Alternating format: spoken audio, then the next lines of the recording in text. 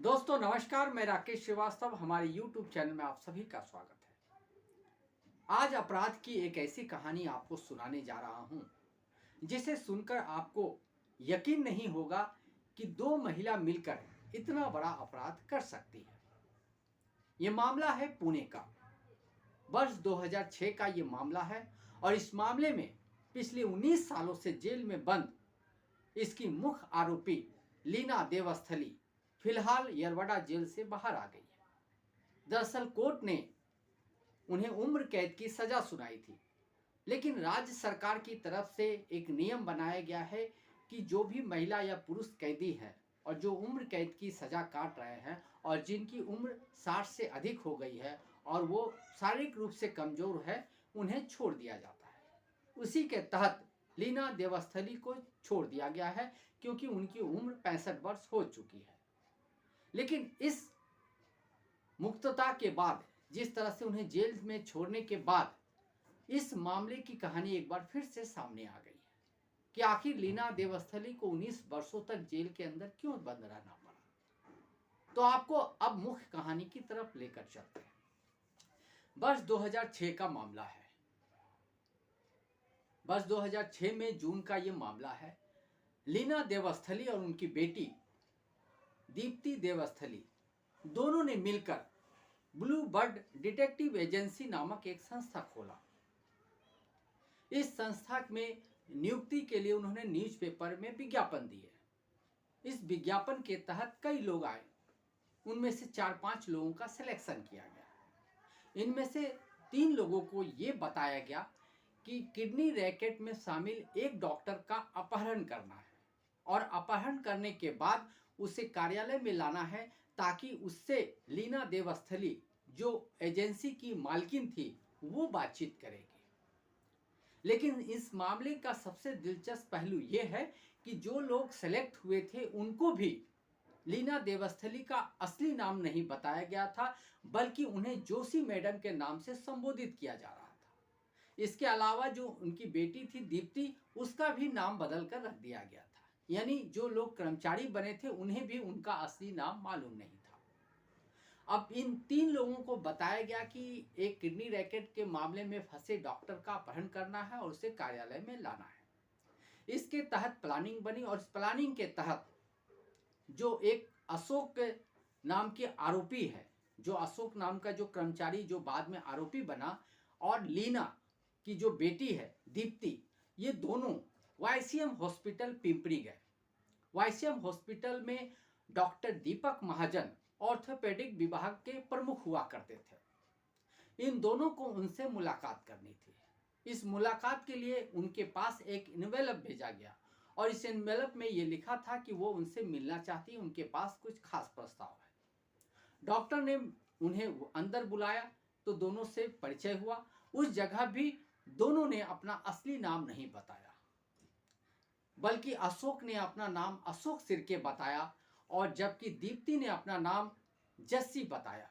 और सबसे दिलचस्प पहलू ये है कि जस्सी जो नाम बदला हुआ था, जस्सी जैसी एक धारावाहिक आती थी उसी तरह का ड्रेसअप जस्सी यानी दीप्ति ने कर रखा था। यानी उसने चश्मे पहन रखे थे, उसने अपने बाल पर बिग लगा रखा था और पूरा ड्रेसअप उसी तरह से कर रखा था।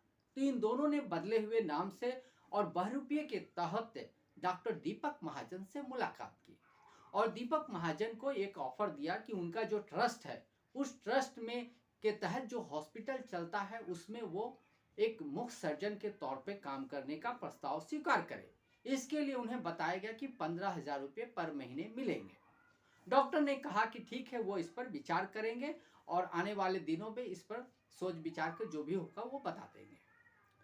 दीप्ति और जो अशोक है, जो उन्होंने जहां योगेश सिरके बताया, वो बाहर निकल जाते हैं। उसके बाद प्लानिंग के दूसरे हिस्से में, ये करीब 29 जून की बात है जब डॉक्टर से इन्होंने मुलाकात की थी। इसके बाद 30 जून को डॉक्टर को एक फोन किया जाता है और कहा जाता है कि ट्रस्ट की तरफ से कुछ लोग हैं जो उनके साथ लंच करना चाहते हैं। लंच के बाद बातचीत भी हो जाएगी। डॉक्टर ने लंच को तो आपका ऑफर ठुकरा दिया, लेकिन उन्होंने ये जरूर कहा कि वो 4 बजे शाम को मिलने के लिए आएंगे। इससे पहले जो 3 कर्मचारी थे उन्होंने एक लॉज बुक किया। इस लॉज में एक कमरा बुक किया गया ताकि जब डॉक्टर आए तो उनसे मुलाकात किया जा सके वहां पर। इस लॉज का नाम भी आपको हम बताना चाहते हैं। इस लॉज का शांतनु लॉज में कमरा बुक किया गया था। शांतनु लॉज में कमरा नंबर 7 बुक करके रखा गया ताकि डॉक्टर के साथ वहां पर डीलिंग की जा सके।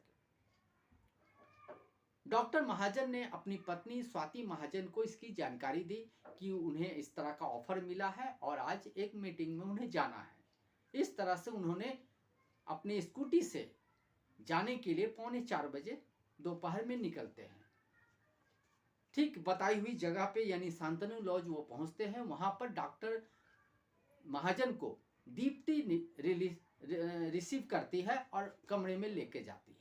इससे पहले जो आरोपी थे उनको बता दिया गया था कि कैसे डॉक्टर के आने के बाद उस पर कब्जा करना है। इसके लिए बाकायदा अभ्यास भी किया गया था। साथ ही नासिक के 2 जो मेडिकल स्टोर है, दर्पण और ताशिबा, इन दोनों जगह से एक जो जानवरों को बेहोश करने की दवा होती है थिसोल सोडियम, उसको परचेज किया गया था ताकि डॉक्टर आए तो उसे बेहोश किया जा सके। प्लानिंग के मुताबिक जब डॉक्टर कमरे में आए तो उनका हाथ और पैर पकड़ लिया गया और उसके बाद मुंह दबा दिया गया और उसके बाद तुरंत दीप्ति ने जो थिसोल सोडियम है उसका इंजेक्शन डॉक्टर को लगा दिया। कुछ ही देर में डॉक्टर बेहोश हो गए। डॉक्टर के बेहोश होने के बाद तीनों आरोपियों ने उन्हें कार में डाला और कार में डालने के बाद वो निकल पड़े, कर्वे रोड की तरफ निकल गए। कर्वे रोड में जब वो आगे जा रहे थे, इसी दौरान एक जगह पर उन्होंने अपनी कार रोकी।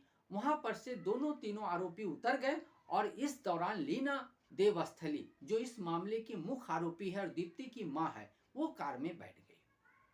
कार में बैठने के बाद ये कार आगे बढ़ जाती है। उसके बाद इसी दौरान किसी व्यक्ति ने स्वाति महाजन को, जो डॉक्टर दीपक महाजन की पत्नी थी, उसको फोन किया गया कि आपके पति को किडनैप कर लिया गया है और वो शायद पैसे की मांग करेंगे। तो इसी दौरान डॉक्टर महाजन को उनकी पत्नी ने बार बार कॉल किया लेकिन कॉल नहीं लग रहा था। लेकिन एक बार कॉल लगा और बातचीत होने लगी तो दूसरी तरफ से उन्हें बताया गया कि 25 लाख रुपए लगेंगे, आपके पति को किडनैप कर लिया गया है। स्वाति महाजन घबरा गई और वो डायरेक्ट जो पुलिस स्टेशन है पास के ही डेक्कन पुलिस स्टेशन, वहां पहुंच गए और उन्होंने इस मामले में शिकायत दर्ज करा दी। पुलिस भी एक्टिव हो गई। इसके बाद पुलिस की तरफ से जो दीप्ति और जो लीना देवस्थली है उनका जो कार्यालय है उस ब्लू बर्ड डिटेक्टिव एजेंसी, उस कार्यालय के बाहर पुलिस ने सफेद ड्रेस में यानी सिविल ड्रेस में जाल बिछाकर रखा ताकि दोनों माँ बेटी को एक साथ गिरफ्तार किया जा सके। अगले दिन जब 2 जुलाई को जब माँ बेटी कार्यालय पहुंचती है, उसी दौरान पुलिस उन दोनों को गिरफ्तार कर लेती है। पुलिस गिरफ्तारी के बाद जब इस मामले की जांच चलती है तो पता चलता है कि डॉक्टर की हत्या कर दी गई है और डॉक्टर की हत्या सिर्फ हत्या नहीं थी बल्कि नृशंस हत्या थी, क्योंकि डॉक्टर की हत्या कर उसे 8 टुकड़ों में बदल दिया गया था। इन 8 टुकड़ों में से कुछ टुकड़ों को कातरज घाट में फेंका गया, कुछ को लोनावाला में फेंका गया, जबकि कुछ को भोसरी में फेंका गया। पुलिस ने तमाम जगहों से आरोपियों की निशानदेही पे सारे सबूत, सारे जो अंग थे, जो टुकड़े फेंके गए थे, उसको बरामद किया और सभी को ससून हॉस्पिटल में पोस्टमार्टम के लिए भेज दिया गया। इस मामले की सुनवाई चली और सुनवाई में दोनों आरोपियों को दोषी पाया गया। उसके बाद उन्हें उम्र कैद की सजा सुनाई गई। पहले निचली अदालत में उम्र कैद की सजा सुनाई गई, उसके बाद हाई कोर्ट की तरफ से भी उन्हें उम्र कैद की, चूंकि पहले निचली अदालत ने फांसी की सजा सुनाई थी, लेकिन कुछ सबूतों के आधार पर जब अपील की गई हाई कोर्ट में, तो हाई कोर्ट ने इस सजा को कम करके उम्र कैद में तब्दील कर दिया। तब से लीना देवस्थली जेल में बंद थी और अब जाकर उन्हें जेल से आज़ादी मिल गई है और मुक्त होकर वो बाहर आ गई है।